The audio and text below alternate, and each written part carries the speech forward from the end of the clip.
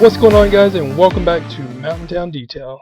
And as you can see, I have this huge German monster truck in my garage. Today we're going to do an exterior detail on it. What's going on, guys? So this is a beast of a vehicle, about 8.5 feet tall, and it's like a big Jeep on steroids. But this is a Mercedes G550, so it's a G-Wagon. However, this isn't the regular G-Wagon. This is the G-Wagon on steroids. This is the 4x4 squared G-Wagon. It's got a ton more off-road items on it. It's got like 3 differential locks, like a front, back, and center, I believe it is. But this thing's going to get you out of anywhere you go. I think the military actually uses these over in the East, just because of how they are. They're like big tanks. But we're going to do an exterior detail on this thing today.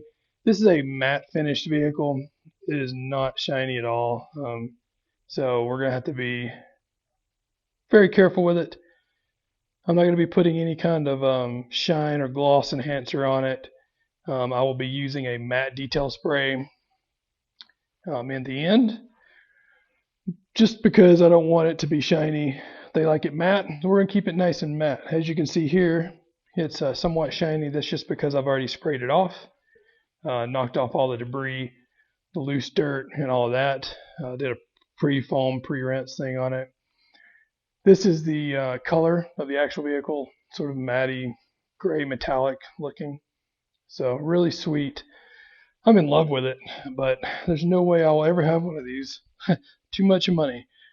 But I'm doing the interior detail on this too, but I will not be showing you guys because I just don't have time to video everything today. I've got to drop this off at the airport for them first thing tomorrow morning so they can take this on their way. But yeah, this thing is awesome. I wish I could spend like a whole week with it and just drive it around and see what happens. But yeah, we're going to get it detailed up. We're going to be using the IK Pro 12. As you guys know, I do not like using the foam cannon in the garage that much because it makes a mess. So we'll use the IK Pro 12, which works great. If you've never tried one, I recommend going to grab it. It's pretty rad. We're going to be using some G-Wash on this. I just thought it was sort of balanced out right. The G-Wagon with the little G-Wash. We'll be using that on there. We'll be using the Adams matte detailer on it, just to finish it off, and I can't wait to see what it actually looks like. So hope you enjoy, guys. Let's get to it.